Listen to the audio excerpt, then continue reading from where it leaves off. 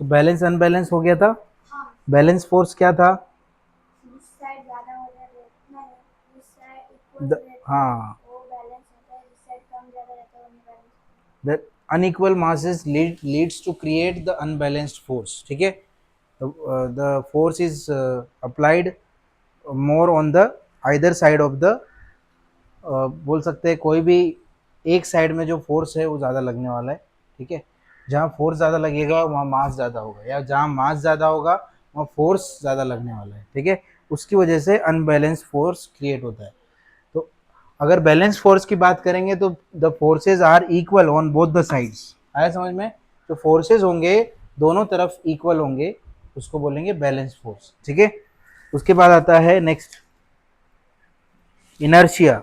अब इससे पहले तो हमने कुछ पॉइंट्स पढ़े थे ना, ये टग ऑफ वॉर वाला कंडीशन देख लिया था, और बाकी कार्डबोर्ड वाला कंडीशन आपको समझ में आया दोनों? हाँ, ये पढ़ा था तो समझ में आया? क्या समझ आया? एक कार्डबोर्ड बॉक्स वाला एक एग्जाम्पल था, उसमें क्या समझ आया तुमको? बॉक्स के अंदर वो थ्रेड रहते हैं डालने हाँ, का, वजन काटा रहता है, उसमें एक साइड ज़्यादा ग्राम वाला रहता है। जैसे वजन काटा रहता है उसमें एक साइड ज़्यादा मास है, एक साइड कम मास है, तो ज़्यादा वाला जो मास है उस तरफ वो काटा झुकेगा, इसका मतलब वहाँ पर अनबैलेंस फोर्स क्रिएट होगा। आया समझ में? ओके। और बाकी मैंने एक टग ऑफ वॉर का एग्जांपल लिया था, जैसे कि एक तरफ मान लो एक तरफ 300 न्यूटन है और एक तरफ है 400 या 300 न्यूटन ही है दूसरी तरफ भी, तो उस केस में क्या होगा? उस केस में बैलेंस फोर्स लगने वाला है। आया समझ में? क्योंकि दोनों तरफ इक्वल इक्वल फोर्सेस लग रहे हैं, इसलिए उसको हम क्या बोलेंगे? Balance force. ओके। नेक्स्ट है इनर्शिया। अभी ये कुछ कंडीशन है वो मैं आपको बता देता हूँ। If several forces are applied on the object in the same direction, a force is equal to their addition act on that object. अभी मान लो एक फोर्स अप्लाई किया जा रहा है एक बॉक्स से, मान लो हमारे पास, जैसे कि ये बॉक्स है, ये बॉक्स है, ठीक है। और इस बॉक्स के ऊपर आप फोर्स लगा रहे हो यहाँ से, एक फोर्स ये आप 3 स्टूडेंट हो, तीनों इसको धक्का दे रहे हैं इधर से। अब आप लगा रहे हो 30 न्यूटन, एक लगा रहा है 30 न्यूटन, एक लगा रहा है 40 न्यूटन, एक लगा रहा है 50 न्यूटन। जरूरी है क्या तीनों के तीनों एक ही जैसा जोर लगाओगे? नहीं। तो 40, 50 और 30, ये 3 न्यूटन फोर्स लगा रहे हैं, तो तीनों फोर्सेस कौन से साइड में लग रहे हैं? In same direction. तीनों फोर्सेस कहाँ लग रहे हैं? एक ही डायरेक्शन में लग रहे हैं, इसीलिए जो तीनों फोर्सेस होंगे वो क्या होंगे? 30 प्लस 40 प्लस 50, तो कितना आएगा?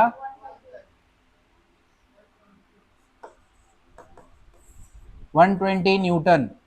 मतलब addition of this forces are 120, मतलब टोटल 120 न्यूटन फोर्स क्रिएट होगा जब आप तीनों मिलके उस चीज को धक्का दोगे। फॉर एग्जाम्पल कार है यहाँ पर, उस कार को आप धक्का दे रहे हो, एक इंसान धक्का देगा तो आगे बढ़ेगी क्या? डायरेक्ट। फिर दो लगेंगे, फिर तीन लगेंगे, फिर चार लगेंगे। हाईवे पे देखा है कभी?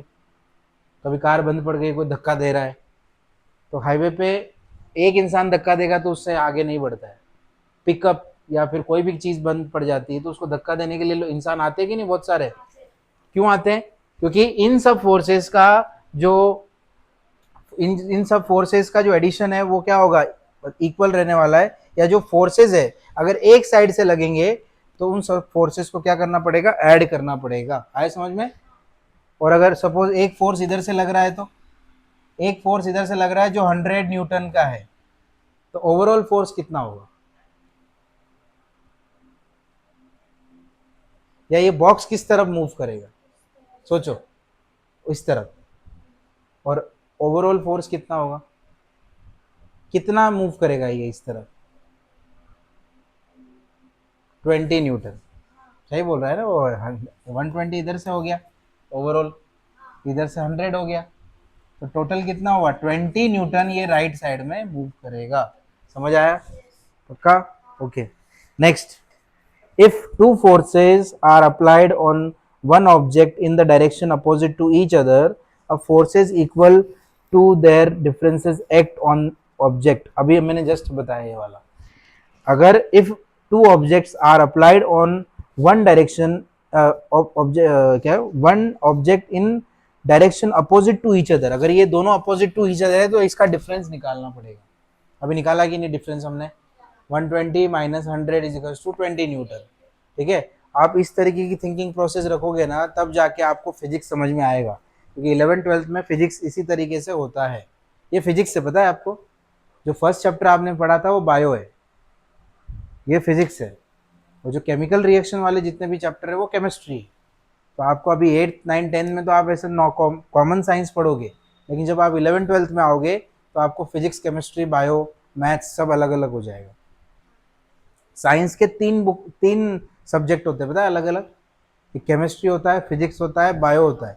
अगर आपको फ्यूचर में साइंस लेना है, मुझे लगता है आपको देख के ऐसा लग रहा है कि मुझे साइंस लेने वाले हो आप फ्यूचर में, क्या लेने वाले हो फ्यूचर, साइंस ही लेने वाले हो ना। साइंस लेने वाले हो तो मतलब आपको इसके बेसिक्स आपको स्ट्रॉन्ग करने पड़ेंगे। मैं जेई एडवांस तक पढ़ाता हूँ केमिस्ट्री, मैं भी केमिस्ट्री पढ़ाता हूँ टिल जेई एडवांस, 12th और 12th के बाद जो एग्ज़ाम होता है उसके लिए भी पढ़ाता हूँ। तो उसके लिए क्या क्या ज़रूरत पड़ती है, किस तरीके के बेसिक्स की ज़रूरत पड़ती है, आप यहाँ पर ही सारे बेसिक्स आप धीरे धीरे अपने क्लियर करते जाओ। आपके कॉन्सेप्ट क्लियर होने चाहिए, एग्ज़ाम में भले ही स्कोर थोड़ा कम ज़्यादा आया चलेगा, लेकिन आपके जो बेसिक्स है वो स्ट्रॉन्ग होने चाहिए। आया समझ में? ओके। अब forces is express in magnitude and direction. तो force is a vector quantity, याद रखना फोर्स जो है, अभी यहाँ पर ये जो वेक्टर क्वांटिटी है, वेक्टर क्वांटिटी क्या होती है बोलो? वेक्टर क्वांटिटी डिपेंड किस पे करती है? मैग्नीट्यूड, मैग्नीट्यूड आगे बोलो, मैग्नीट्यूड एंड डायरेक्शन। ठीक है, मैग्नीट्यूड मतलब मास और डायरेक्शन मतलब वेलोसिटी या acceleration, m into a. Force is equal to, force का फॉर्मूला होता है मास इंटू एक्सेलरेशन, बताया था मैंने आपको। ठीक है, सो ये क्या हो जाएगा, force is a vector quantity, is it dependent on the magnitude as well as direction, ये याद रखना आप। ठीक है, फ्यूचर में 9th में 10th में 11th में सब में आपको ये पता होना चाहिए कि फोर्स वेक्टर क्वांटिटी है और ये इन दोनों चीज़ों पे डिपेंड करती है। ठीक है, ओके। इसके बाद आता है next, when force is applied on a stationary object. अगर एक स्टेशनरी ऑब्जेक्ट है, जैसे कि ये ऐसे पड़ा हुआ है, इसको स्टेशनरी बोलेंगे, अगर इस पर फोर्स अप्लाई किया गया तो ये मूव करने लगेगा, इट मूव्स, है ना।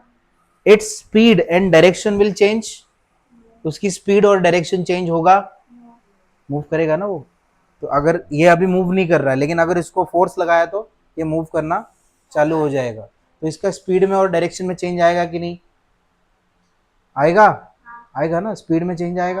ये देखो ये अभी स्पीड नहीं है, अब जैसे फोर्स लगाया तो क्या हो गया, देखो देखो उधर उधर चले जाने लग गया है, देखो डायरेक्शन चेंज किया कि नहीं किया? अभी मैं तो इधर कर रहा हूँ लेकिन वो उधर जा रहा है, तो इसने डायरेक्शन चेंज किया, इसका मतलब स्पीड में भी चेंज आएगा और डायरेक्शन में भी चेंज आएगा। Okay, similarly a force is required to stop the object. जो मैं आपको इनर्शिया का कॉन्सेप्ट क्लियर कर रहा हूँ, अभी इनर्शिया आ रहा है ना नेक्स्ट वाले टॉपिक में, देखो इनर्शिया, इनर्शिया समझ रहे हो? सो whenever any object is in the rest, in the stationary condition, we have to apply the force, so it moves and it change its direction। आया समझ में? मैं जो बोल रहा हूँ समझ आ रहा है आपको? अगर कोई ऑब्जेक्ट स्टेशनरी स्टेट में है, रेस्ट में है, तो उसको फोर्स लगाना पड़ेगा उसको मूव करने के लिए और उसका डायरेक्शन चेंज करने के लिए। लेकिन अगर कोई ऑब्जेक्ट ऑलरेडी मूविंग कंडीशन में है तो उसको रोकने के लिए क्या करना पड़ेगा, उसमें भी आपको फोर्स लगाना पड़ेगा, फ्रिक्शनल फोर्स लगेगा और बाकी फोर्स आपको अप्लाई करना पड़ेगा रोकने के लिए। अब ये जैसे ये जा रहा है तो क्या करोगे, इसको रोकने के लिए क्या करोगे, ये चल रहा है अपने आप, इसको रोकने के लिए हाथ डाल दोगे ऐसे, फोर्स लगाया कि नहीं आपने? ओके, सो आगे देखो, an object can change its shape due to the force, बाकी मैंने अभी बता दिया, force is required to stop an object in a motion. Motion, अगर मोशन को रोकना है तो भी आपको फोर्स लगाना पड़ेगा। Yes, okay. An object can change its shape, मैंने बताया था शेप भी चेंज करता है ऑब्जेक्ट। इसको तो मरोड़ दोगे तो क्या हो जाएगा, शेप चेंज हो जाएगा. Okay, due to the force while okay while a dough made from the flour, the dough is made from the flour and the dough changes its shape when the force is applied. Dough का shape change होता है क्या? जैसे dough dough मतलब वो होता है, dough का मतलब समझते हो क्या, ये आटे आटा गूंथते हैं ना आटा, तो उसका जो वो रहता है उसको डो बोलते हैं. दो नहीं, डो. इसका डी, DOUGH, उसको डो बोलते हैं. समझ में आया? तो डो, पिज्ज़ा का भी डो बनता है, उससे फिर वो बनता है. ओके, हाँ. So the flower is maida. Flower क्या होता है? फ्लावर मतलब फूल नहीं, कॉर्न फ्लावर बोलते हैं ना. यस. ओके, उसके बाद क्या लिखा है, तो अब जो डो है जब उस पर फोर्स लगाएंगे, ऐसे ऐसे गूंदेंगे उसको ऐसे ऐसे, तो क्या होगा, उसका शेप चेंज होगा कि नहीं? होता है. घर पे रोटी वगैरह बनाते हैं उससे पहले देखा है मम्मी वगैरह को कैसे डो यूं करते हैं, तो उसका शेप चेंज करते हैं कि नहीं, वो बार बार करते हैं. ओके, तो फोर्स अप्लाई करने से उसके शेप में चेंज आएगा. Okay, a potter applies a force in a specific direction while shaping the pot. अब जो पोट का शेप, पोट समझते हो पोट क्या होता है? जो कुम्हार, कुम्हार देखे आपने, कुम्हार क्या होते हैं? कुम्हार मतलब जो ये बनाते हैं, क्या बोलते हैं, मटके. तो मटके बनाने वाले ऐसे ऐसे करते हैं ना कि नहीं, उसको शेप बनाने के लिए, है ना, वो मटका रहता है, उसको ऐसे ऐसे ऐसे ऐसे ऐसे करते हैं, वो शेप आ जाता है उसका. देखा है कभी आपने वीडियो वगैरह में, सामने से देखा है कभी? ओके, पिकनिक में तुम तो कहीं और स्कूल के पिकनिक में गए होंगे.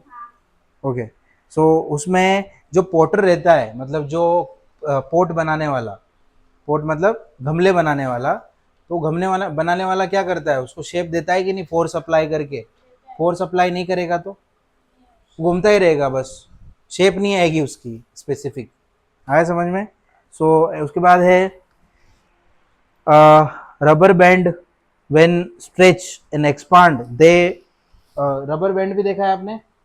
रबर बैंड, रबर देखा है? रबर, उसको ऐसे खींचेंगे तो क्या होगा, उसकी शेप चेंज होती है कि नहीं? ओके, तो ये सारे एग्जांपल्स किसके हैं? फोर्स के हैं एग्जांपल, कि इनमें फोर्स लगाया जाता है तो इनकी शेप में चेंज आ जाता है. आया समझ में? ओके, अब इनर्शिया क्या होता है इसको समझो. इनर्शिया क्या है? मैं आपको सिंपल लैंग्वेज में समझा देता हूँ. when the force when any body is at when the body is at rest, जब बॉडी रेस्ट में रहता है, when the body is at rest, if you can apply the force, अगर सपोज कोई बॉडी रेस्ट में है और उसको फोर्स, उस पर फोर्स अप्लाई किया, then it starts moving, होगा कि नहीं वो? when the body is at rest and we will apply the force, it starts moving from rest condition to motion. मतलब ये रेस्ट से मोशन में आ जाएगी वो बॉडी. उसके बाद ये फर्स्ट पॉइंट हो गया. आया समझ में? सो जो बॉडी जब रेस्ट में होगी तो उस पर फोर्स लगाना पड़ेगा उसको मोशन में लाने के लिए. आया समझ में? और कोई बॉडी मोशन में है तो उस पर फोर्स लगाना पड़ेगा उसको स्टॉप करने के लिए. तो इस फिनोमिना को हम बोलते हैं इनर्शिया. आया समझ में? इनर्शिया क्या होता है? इनर्शिया क्या होता है? when a body is at rest, we have to apply the force to change its rest position to motion. ठीक है? when the body is at motion, we have to apply the force to stop that object. उस object को stop करने के लिए हमें वापस force लगाना पड़ेगा. समझ में आया? दो कंडीशन समझ में, एक रेस्ट से मोशन वाली है, एक मोशन से रेस्ट वाली है, दोनों में फोर्स लग रहा है, तो इसी कंडीशन को हम बोलते हैं इनर्शिया. आया समझ में? इनर्शिया. ओके, यहाँ लिखा हुआ है, we have seen that the object changes its state of motion due to the force. In absence of force, object exhibit a tendency to remain in the existing state of motion. हाँ, एक बात और सुन लो, अगर कोई body rest में तो वो rest में ही रहेगी until and unless we can apply the force.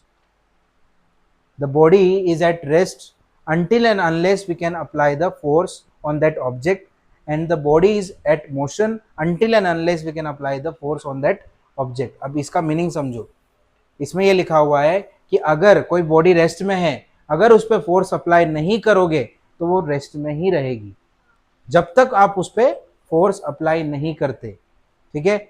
और कोई बॉडी मोशन में ही रहेगी जब तक आप उस पर फोर्स अप्लाई नहीं करते। अब आप बोलोगे सर बॉल वॉल फेंकते हैं तो वो तो अपने आप रुक जाती है बिना फोर्स अप्लाई, नहीं फोर्स अप्लाई हो रहा है उसमें, फ्रिक्शनल फोर्स अप्लाई हो रहा है कि नहीं। अगर कोई भी चीज रुक रही है तो किसकी वजह से रुक रही है, और फ्रिक्शनल फोर्स की वजह से रुक रही है। आए समझ में। तो इनर्शिया का डेफिनेशन क्या लिखोगे, दो डेफिनेशन, दो तरीके से लिख सकते हो। एक ये लिखोगे the body is at rest until and unless, until and unless का मतलब जब तक, हाँ जब तक कुछ करेंगे नहीं, उसका उसको बोलते हैं अंटिल एंड अनलेस, ठीक है। The force, the body is at rest until and unless we can apply the force on that object, ठीक है। बॉडी हमें, बॉडी क्या रहेगी, रेस्ट में रहेगी जब तक हम उसमें फोर्स अप्लाई नहीं करते। और फिर सेकंड वाला कंडीशन क्या था, बॉडी मोशन में ही रहेगी जब तक उस पर फोर्स अप्लाई नहीं करते। समझ में आया। तो ये इनर्शिया की कंडीशन है, आप चाहो तो इसको रीड कर सकते हो।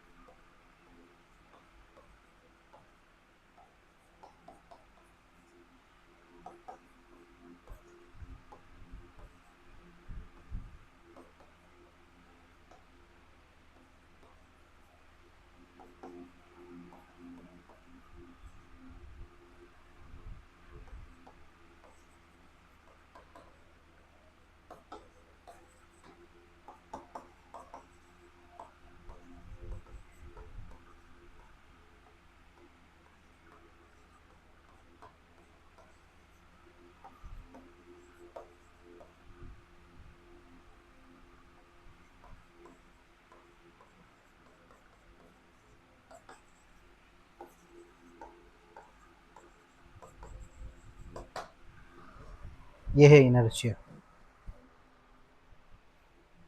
क्या लिखा हुआ है, at rest until and unless we can apply the force on that, and the body is continue to be in the motion until and unless we can apply the force on that, ठीक है। this is called inertia।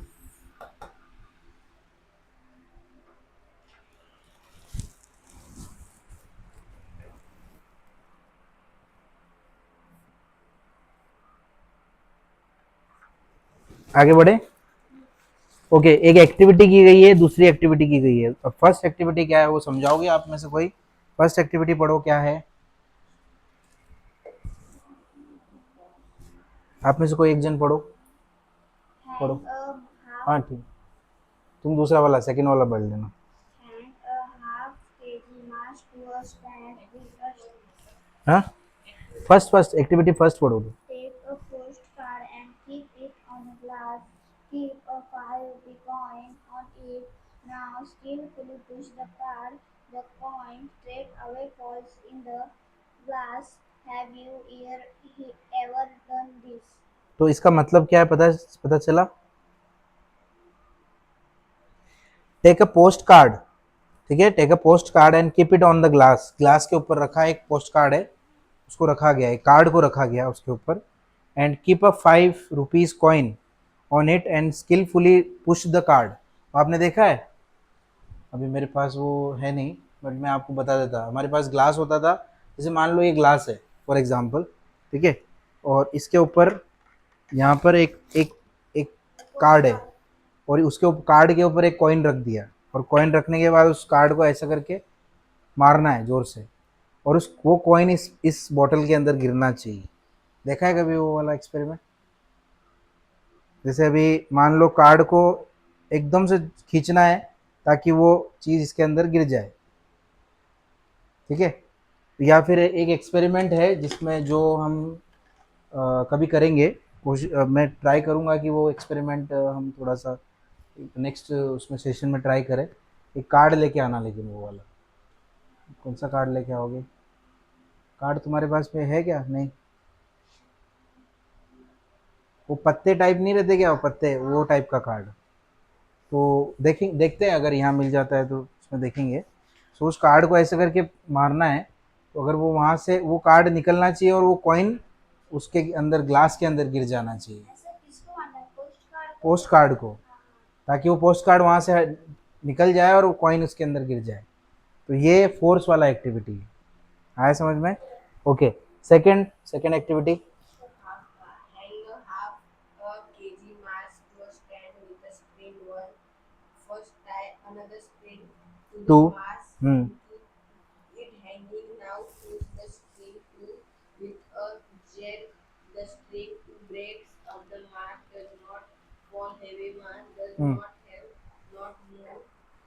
Now pull the string too slowly. The string one break and the mass fall down. This is because of a tension developed in the string to move. किसको समझ में आया ये?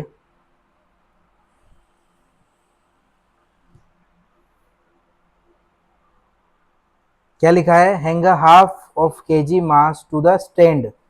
Stand पे half KG mass को hang करना है, ठीक है, with the string, string one and tie another string to the mass, keep it hanging, ठीक है। Now pull the string with a jerk and the string too breaks but the mass does not falls।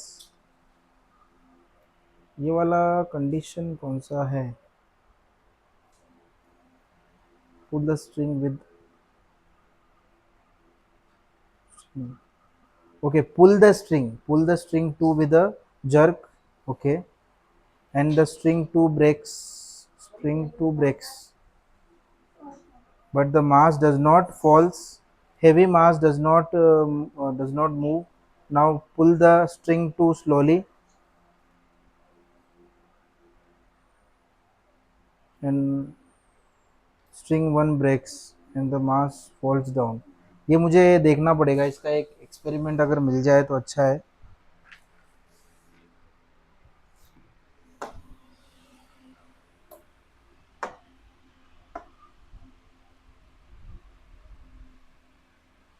Net नहीं चल रहा है लगता है। Okay, ये wifi का बटन है लगता है।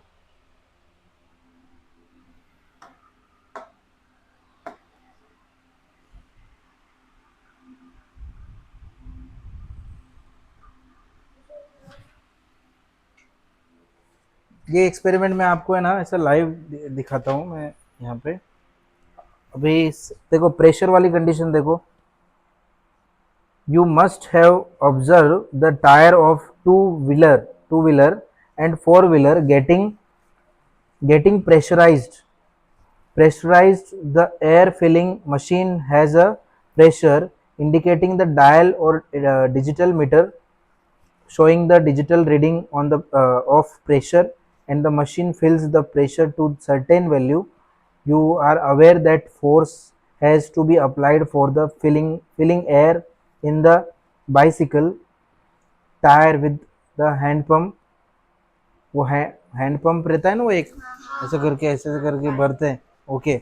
Bye applying a force air pressure is increase and then the air is pushed into the tyre and are force and pressure are related. तो बेसिकली यहाँ पर दो एग्जांपल्स दिए गए हैं प्रेशर के।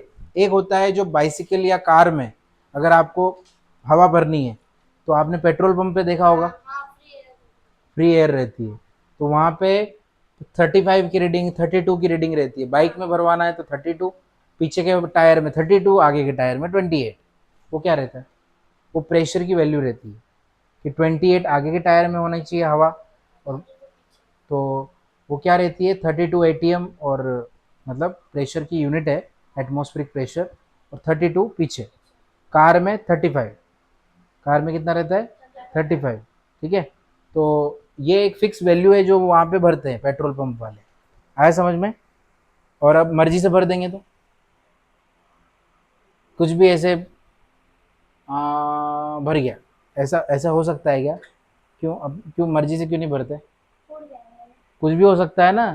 तुम तो बोलोगे मेरा टायर एकदम टाइट होना चाहिए, मतलब गाड़ी एकदम हवा में रॉकेट के जैसे उड़नी चाहिए, ऐसा नहीं ना। अपनी मर्जी से नहीं भर सकते हम, क्योंकि टायर अगर चलेगा तो अनबैलेंस्ड चलेगा वो। एक में मान लो 50 भरने में तो हम 80 भी भर सकते हैं उसमें, टायर के अंदर हवा 80 भी भर सकते हैं हम भरने में तो। लेकिन उससे क्या होगा, मान लो एक आध पत्थर आया कुछ आया और प्रेशर ज़्यादा क्रिएट हुआ तो टायर वहीं के वहीं फट जाएगा, आया समझ में। इसीलिए एक लिमिटेड, हाँ एक्सीडेंट हो सकता एक्सीडेंट हो सकता है, तो एक लिमिट में एयर भरना ज़रूरी है। तो उसके लिए एक फ़िक्स वैल्यू दे रखी है गवर्नमेंट ने, या टायर की कंपनी भी वो फिक्स वैल्यू देती है कि इतना आप टायर में हवा भरो, ठीक है। कम रहेगी तो एक टाइम पे फिर भी मैनेजेबल है, लेकिन ज़्यादा उतनी नहीं होनी चाहिए, आया समझ में। ओके, बाकी आपने बाइसिकल में मतलब अपनी साइकिल में कभी देखा होगा वो पंप से हवा भरते हुए, ऐसा करके कैसे भरते हो हवा? है। टायर वो लगाते हैं जिससे वो लगाते हैं और उसके बाद ऐसे करके ताकत लगाते हैं कि नहीं। सो फोर्स अप्लाई करते हो आप, हाँ बिना फोर्स अप्लाई किए होगा क्या? नहीं नहीं। तो फोर्स अप्लाई करते हो उसके बाद ही उस टायर में हवा भरती है। हाँ तो उस टायर में एक्चुअली प्रेशर से हवा अंदर जाती है। So force and pressure are equal, are related to each other. Force and pressure एक दूसरे के रिलेटेड है कि नहीं है? क्योंकि फोर्स का मैंने बोला था ना, फोर्स का फॉर्मूला क्या होता है, force is equals to pressure into area, आया समझ में। कितना फोर्स लगाना पड़ेगा, जितना एरिया होगा। अभी मान लो टायर मोटा है तो ज़्यादा ज़्यादा आपको ताकत लगेगी, फोर्स लगेगा, ज़्यादा ताकत से आपको भरना पड़ेगा उसको बार बार। मतलब ऐसे छोटा टायर रहेगा तो उसको क्या 2 4 बार 5 बार आप ऐसे करोगे तो हो जाएगा, लेकिन मोटा टायर रहेगा तो वो फैट वाली बाइक, वो फैटी बाइक आती है ना, तो उसमें हवा ज़्यादा ज़्यादा भरती है, तो उसमें आपको फिर एनर्जी ज़्यादा लगेगी, फोर्स ज़्यादा लगेगा आपका, ठीक है। तो force and pressure are related to each other, आया समझ में। इधर हम फोर्स लगा रहे हैं लेकिन उसमें हवा से प्रेशर, हवा के प्रेशर से वो टायर भर रहा है, अपनी हवा भर रहा है उसके अंदर, आया समझ में। और वो प्रेशर कहाँ से जा रहा है, वो प्रेशर जा रहा है उस पाइप से होते हुए, वो हवा कहाँ से जा रही है, उस पाइप से होते हुए, समझ में आ रहा है। Okay, next. Okay, take some sharp pointed nails and push them into the wooden plank by hammering their head। आपने कभी देखा है खिल्ला ठोकते हैं ऐसे करके, तो क्या होता है, क्या करते हैं हम, चाहता है लेकिन उसके लिए फोर्स लगाना पड़ता है कि नहीं, तो एक प्रेशर के साथ वो उसके अंदर जाएगा कि नहीं। ओके, तो यहाँ पे भी फोर्स प्रेशर के रिलेटेड है कि नहीं है। तो खिल्ली ठोकने के लिए उस पर फोर्स लगाना पड़ेगा और वो प्रेशर के साथ अंदर जाएगा इसके अंदर, आया समझ में। Okay, now take a nail and hold it with a with its head and plank and hammer it down from a pointed end. Pointed end कौन सा होता है, ये वाला।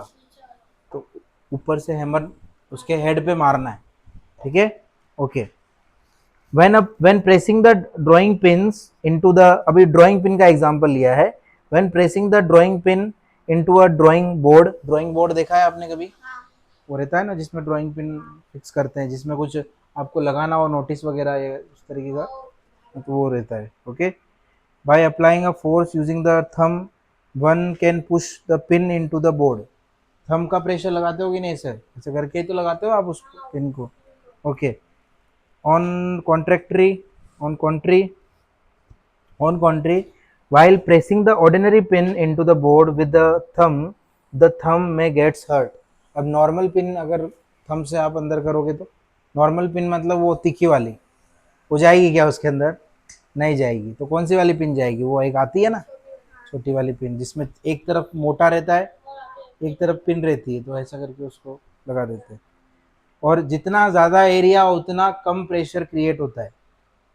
एरिया बढ़ेगा, हवा कम जाएगी। एरिया बढ़ेगा तो उससे क्या होगा, जो प्रेशर है अभी जैसे मान लो प्रेशर कम क्रिएट होगा ना, एरिया एरिया बढ़ने से। नहीं नहीं, वेट वेट वेट, एरिया बढ़ने से प्रेशर बढ़ेगा। अभी जैसे मान लो ये यहाँ पर कम एरिया है, पतला एरिया है, छोटा एक छोटी सी पिन है, उस पर प्रेशर लगाओगे तो प्रेशर क्रिएट होगा क्या उस पर? नहीं होगा। अगर प्रेशर क्रिएट होता था तो वो पिन अंदर चली जाती थी ना, नहीं समझे आप? एक छोटी पतली सी पिन है, उस पतली पिन को आपको अंदर डालना है तो जाएगा क्या वो? इजीली जाएगी वो? नहीं जाएगी। कैसे फिर? क्यों नहीं जाएगी, क्या रीज़न है उसका? क्योंकि उसमें एरिया उसका छोटा है। लेकिन वही पिन का एरिया अगर मोटा हो तो इतना, तो फिर उसको अंदर डाल सकते हैं ऐसा करके, डाल सकते हैं कि नहीं? अरे मान लो पिन, ये आगे की पिन पतली है और अब पीछे पिन मोटी है ऐसा, तो फिर वो पिन अंदर जाएगी? जाएगी ना, क्योंकि आप पीछे से प्रेशर अप्लाई कर पा रहे हो, आपको ज़्यादा एरिया मिल रहा है। वही सेम एग्जांपल मैं लेता हूँ, अभी आपने कभी देखा होगा खिल्ली पे ऐसे खड़े होके डांस करते हैं, वो खिल्लियों पे खड़े होके एक डांस होता है ना, कालबेलिया डांस या कुछ तो रहता है वो। तो हाँ, तो वो बहुत सारी खिल्लियाँ रहती है, वैसे ऐसे करके डांस करते हैं। उसके उसके पीछे क्या साइंस है? उसको उनको लगती नहीं है।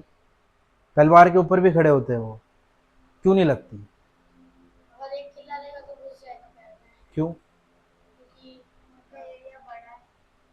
हाँ, एक किले का जो एरिया है वो छोटा हो गया, तो जो प्रेशर है अब वो, मतलब बेसिकली वहाँ पे क्या होगा, अब कम एरिया होने की वजह से वो डायरेक्ट घुस जाएगा उसमें, और जब एरिया बढ़ा देंगे तो क्या होगा,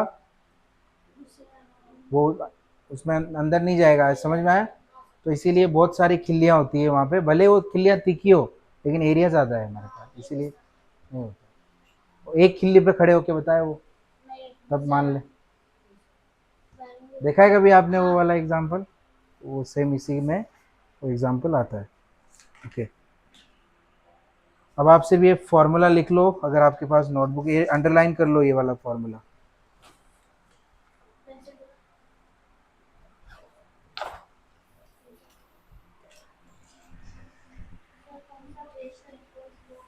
हाँ, फोर्स अपॉन एरिया है, देखो।